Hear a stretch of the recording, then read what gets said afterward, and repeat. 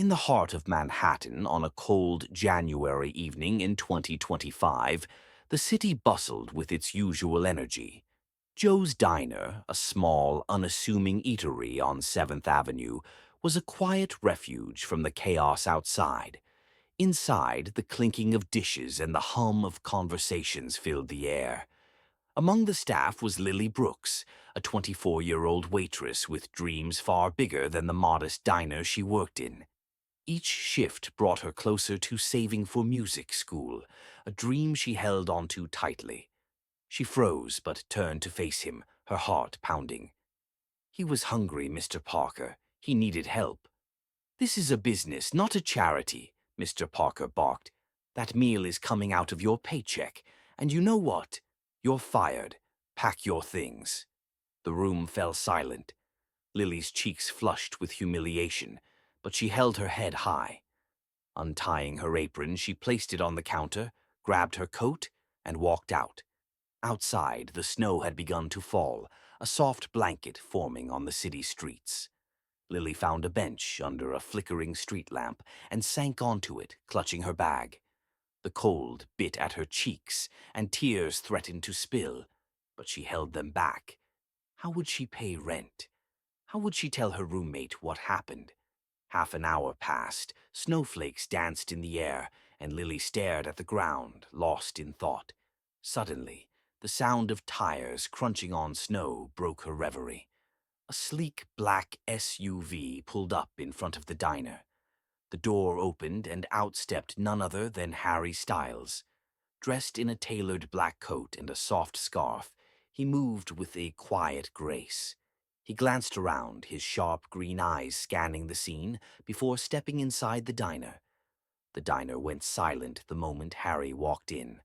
Conversations ceased, and all eyes turned to him. He carried himself with an air of calm confidence, his presence commanding attention without demanding it. Harry approached the frail man in the corner booth. "Mind if I sit here?" he asked, his voice warm and kind. The man blinked, startled. Sure," he stammered. Sliding into the seat across from him, Harry gestured to the empty plate. "Was the meal good?" Tears filled the man's eyes again as he nodded. "It was the first warm food I've had in days," he said. "But the waitress who gave it to me, she got fired because of me." Harry's expression shifted, concern mixed with disbelief. "She was fired?" he asked, his voice low but firm.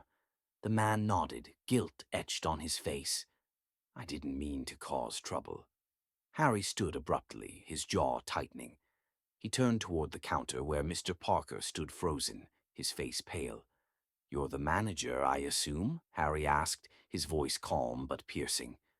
Mr. Parker stammered. "Yes, I am. Is there a problem?" Harry's gaze was unwavering. "I heard you fired a waitress tonight for showing compassion. Is that true?"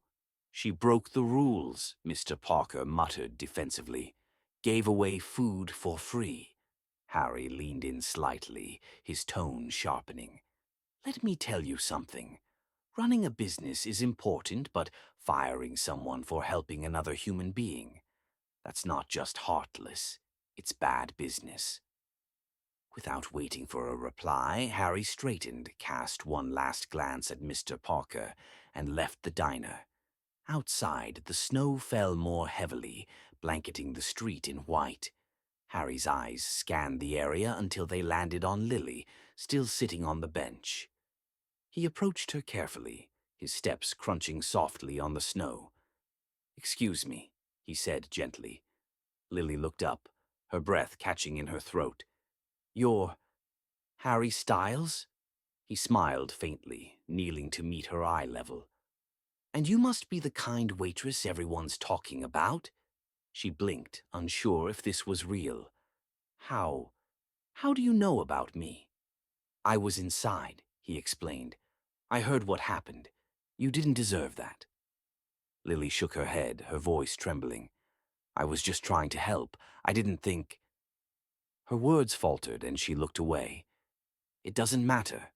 I lost my job." Harry's gaze softened. Sometimes doing the right thing comes at a cost, but that doesn't mean you were wrong. Her eyes filled with tears.